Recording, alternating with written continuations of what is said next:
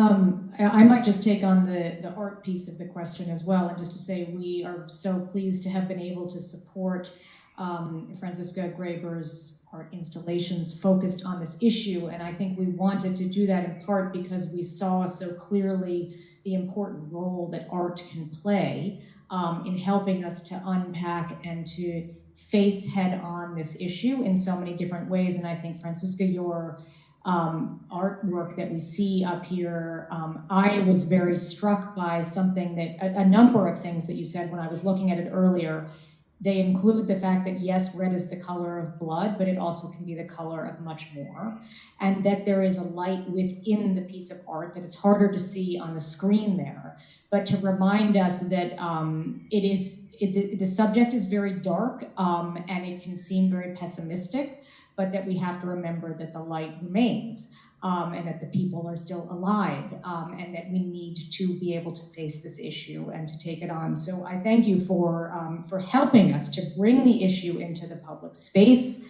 And I think, again, artwork can play such an important role and has over history played such an important role in our collective need and ability to tackle stigma, to tackle taboo, and the fact that you have the kind of it's apart but it's together and you make the connection to the globe. And those of you who haven't seen it, I encourage you to go see it because it's very powerful, and I think in a very different kind of way brings to light a number of the things that we have been talking about here today. And I think, again, that's the important role that art can play in all of this, because sometimes these are difficult issues to tackle from a programmatic perspective. They're difficult issues for us to tackle individually.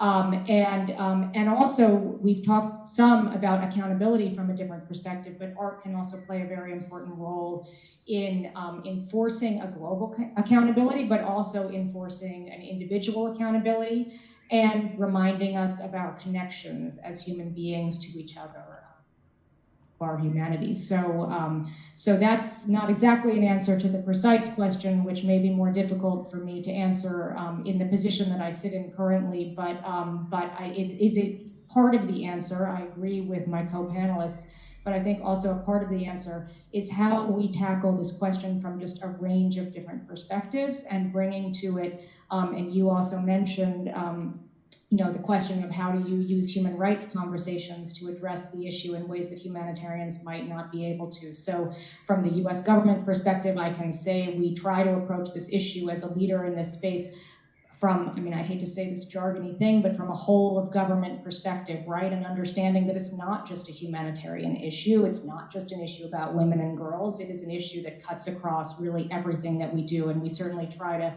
approach it that way in terms of how we focus, how we prioritize our funding and our resources, and being able to be in a position to support this installation was certainly a part of that for us.